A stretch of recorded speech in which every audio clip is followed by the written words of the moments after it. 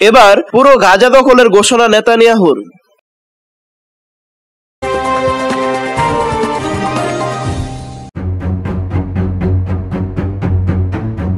Israel গতকাল সোমবার ঘোষণা দিয়েছে তারা গাজার পুরো নিয়ন্ত্রণ নেবে। গাজা জুড়ে হামলা আরো জোরদার করে এমন ঘোষণা দিয়েছে তারা। এদিকে 2 মাসের বেশি সময় পর অবরোধ কিছুটা শিথিল হওয়ায় গতকাল গাজা উপত্যকায় সীমিত আকারে ত্রাণ ঢুকতে শুরু করেছে। গত 2 মার্চ থেকে গাজায় ত্রাণ প্রবেশ বন্ধ করে দিয়েছিল ইসরায়েল। এতে উপত্যকার 20 লাখ মানুষ অনাহারে দিন কাটাচ্ছে বলে সতর্ক করে দিয়েছিল বিশ্ব স্বাস্থ্য সংস্থা।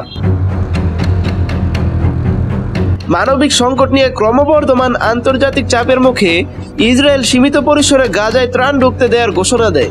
গতকাল প্রথম 5টি ত্রাণবাহী ট্রাক গাজায় প্রবেশ করে। এসব ত্রাণের মধ্যে ছিল শিশুদের খাদ্য সহ বিভিন্ন পণ্য। জাতিসংঘের মানবিক সহায়তা প্রধান টম ফ্লেচার এক বিবৃতিতে বলেছেন, 9টি ত্রাণবাহী ট্রাক প্রবেশের অনুমতি পেয়েছে।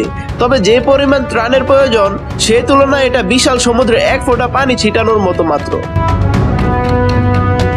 তবে গাজার ভেতরে ঠিক কতগুলো ট্রাক ঢুকেছে তা জাতিসংঘের মুখপাত্র স্টিফেন ডুজারিক নিশ্চিত করতে পারেননি।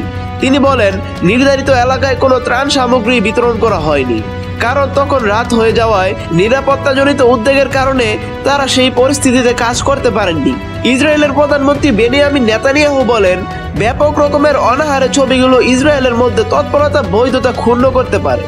এদিকে গাজার দক্ষিণাঞ্চলে খান ইউনিস শহরের আশেপাশে বসবাসকারী ফিলিস্তিনিদের নিরাপদে সরে যাওয়ার নির্দেশ দিয়েছে ইসরায়েলি বাহিনী।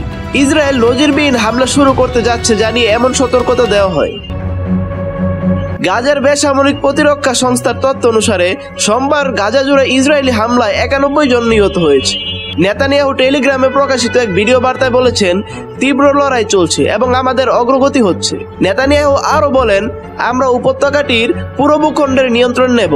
ইসরায়েলি সেনাবাহিনী সোমবার বলেছে তারা 24 ঘন্টায় গাজার 160টি সন্ত্রাসী লক্ষ্যবস্তুতে হামলা চালিয়েছে।